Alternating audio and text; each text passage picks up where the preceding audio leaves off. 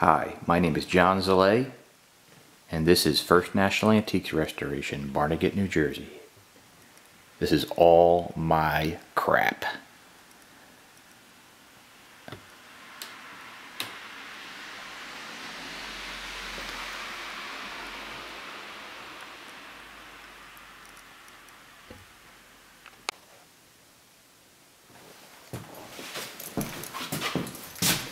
Hi, I've been in business since 1980.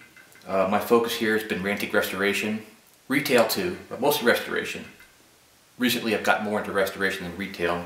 I closed the shop about 7 years ago and devoted mainly just on antique restoration work and just making a living at doing what I love to do. This is all part of it. Antique motorcycles is a big part of my business. I love antique motorcycles. The passion that I have for antique motorcycles came from an early understanding of technology and the way that it plays an important part in the development of this country.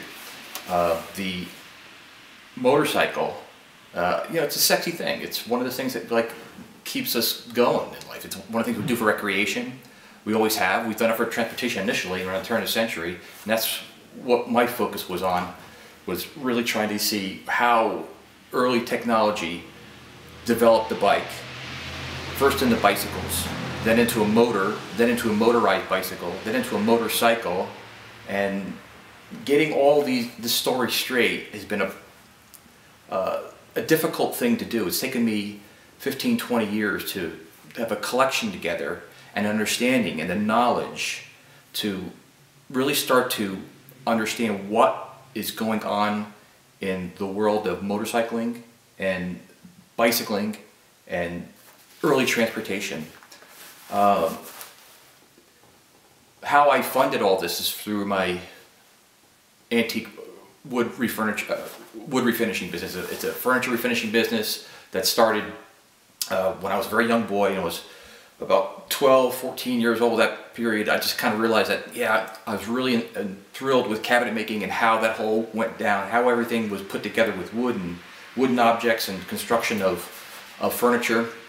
And I actually moved out of my bedroom into my brother's bedroom and made my bedroom into a workshop. It was off the kitchen. We have a big family, 6 kids in our family, and it made my mother crazy. She thought I was going to cut all my fingers off, and I had a table saw. My dad was very supportive. He bought me a bandsaw and a shopsmith, and I was not even 15 years old yet.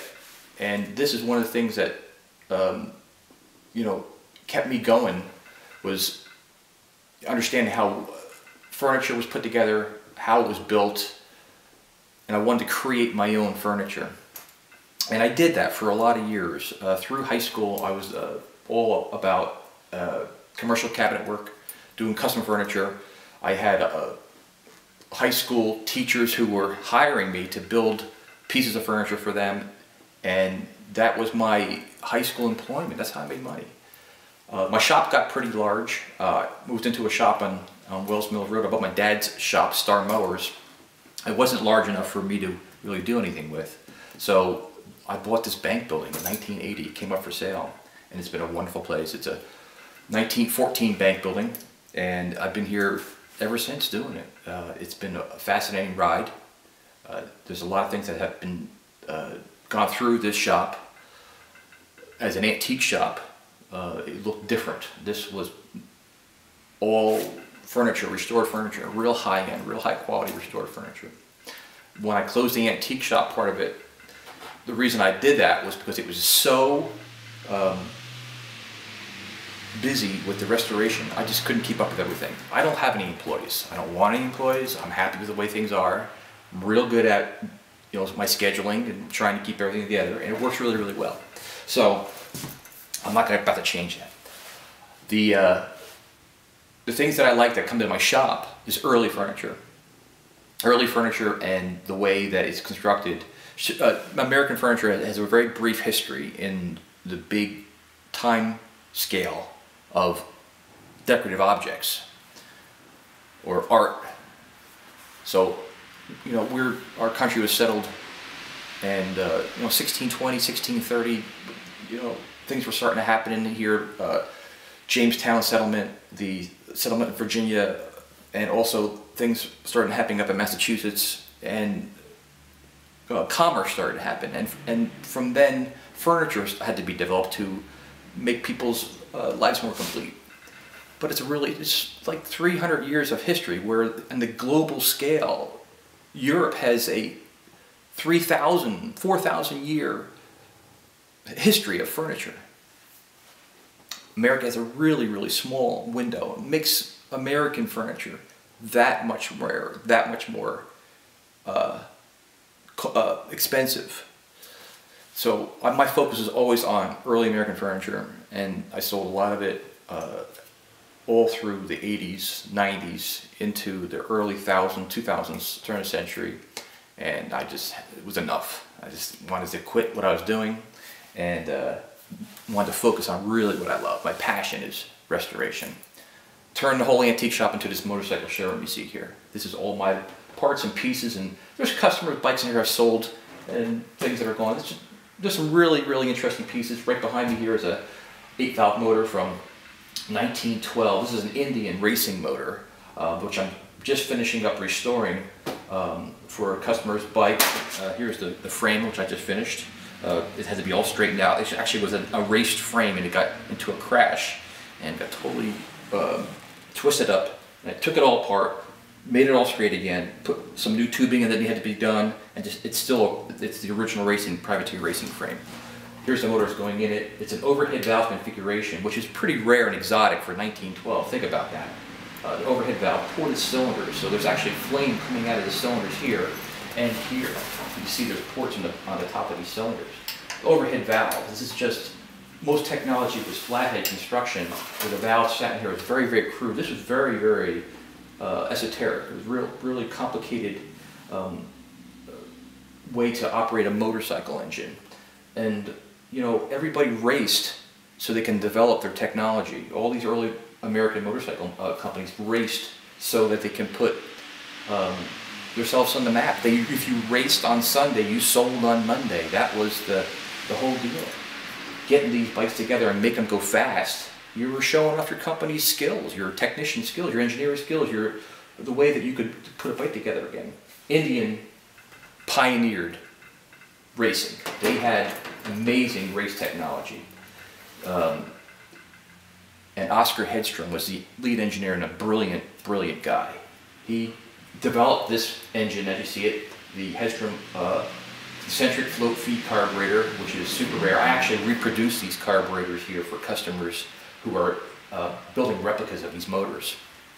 And I make a small base carburetor and a big base carburetor, which is two styles on the same era. The way that this whole engine works is the valves are actuated by these push rods, which are still installing push rods. I'm going through the motor here now and just testing things. But the push rod here actually operates these rocker arms, which push these valves down, overhead valve, and make into the combustion chamber. It was a very efficient way to move the burnt exhaust gases, and also the intake gases came in the same way. So, and this carburetor is big. It's wide open throttle. This damn thing, here's the throttle. Basically, you adjust this, and you adjust this as the main jet. Open it up, and it makes the motor rock and roll. Going down the track, that's what you did. You reach down underneath you while you're doing 80 miles an hour on a board track full of splinters, and you went and you twisted this knob and adjusted the feed in the carburetor, and you adjusted the air intake this way and got the correct burn to make this engine really scream and rock and roll. This was like a technological space shot of 1912 technology. This was like going to the moon we did in 1967. It was, or 69, I think it was. Anyway, this was part of Indian's racing career, and they were very successful in racing all the way through the early teens up to about 1915 when Harley entered into market, and they had a very successful run with their overhead valve banjo case motor for 1915, and that was in Dodge City, and they cleaned the slate. Harley really came through. Indian continued racing, of course, and Indian and Harley were competitors. They went neck and neck throughout the years and kept other companies at bay.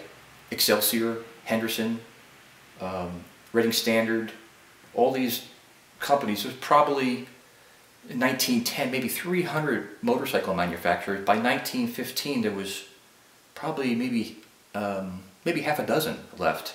It really got sorted out very quickly in a 5 or 6 year span. So this is what I support.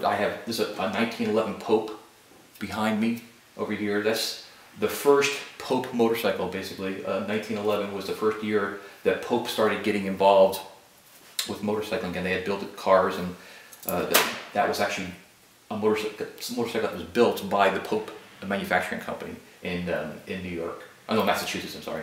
The other bikes I have in here, I've got a 1911 Harley Davidson, which I went cross country on in 2010. It was on a motorcycle cannonball. We went about 40 guys together, all pre-1915 motorcycles, and a bunch of crazy bastards. We went from Kitty Hawk to Santa Monica, California, and it was about 18 days of pure hell. Motors breaking down constantly. I broke connecting rods, 2 connecting rods going across country. Ended up making a connecting rod in the middle of nowhere from a forklift rod that some guy had let me borrow. We went all the way across the country all the way to Santa Monica, through the Mojave Desert, 3 days. It was amazing, amazing time. It's something I'll never forget. It was a really difficult thing to do, one of the most physically challenging things I ever had to do. And you didn't sleep. You kept going all damn day to ride your bike and fixing it, and then you had to get in at night. These bikes didn't have lights. We weren't allowed to really ride at night. It was part of the deal that we had set up beforehand with our group. And so we got back in, and all you did all night long was fix your damn bike. We kept the bikes going by working on them all night. I'd be working till daylight, and at 7 o'clock in the morning, man, that was the time I had to leave. That was our takeoff time for our Class 1 bikes. Kept on going, and it kept on going like for 18 days. It was a crazy, crazy time. Really was an interesting thing and a good learning experience. Made me a better restorer. I understood more about the mechanics and what it really was like to ride one of these early bikes back in the day, and give me a better appreciation for what was going on. I have a whole other business we're going to get involved with, and that's downstairs in my cabinet shop. That's part of, or that is the whole deal here. That keeps the whole thing running. I restore maybe 5 or 6 pieces of furniture a month. Go on a 30-day basis, and it works pretty good. I don't overbook myself. I book things out ahead of time, and it works really well to keep the bank account going, paying the bills, and everything like that. I have a son. I've got 2 grandkids, sisters, brothers. Like I said, we have a family of 6. Mom's still alive. Dad's passed away maybe 12 years now, a dozen years. Dad was an inspiration to me. He had a small engine repair shop, and I was young at the time. It was North Jersey, and I watched him run a business, and that was really the inspiration that I had. Taking Dad's passion for even running a small business in this country. He was very successful. He came out of the Korean War and supported a family of 6 running a small business. And I've done the same thing. That was my passion in life also, was to run another business. And my passion was different than my dad's to start with. I was a woodworker and a cabinet maker. And I later in life actually discovered mechanical objects. And my dad would just go have a field day in here now. And he kind of passed away to see this happen before it really evolved totally. I mean, I wasn't really into the antique motorcycles as much when he was alive, but I was into motorcycling my whole life. I always had a bike, always rode, and still do, passionate rider. Okay, well, I'm going to cut here, and then we're going to go downstairs and talk about my business down there.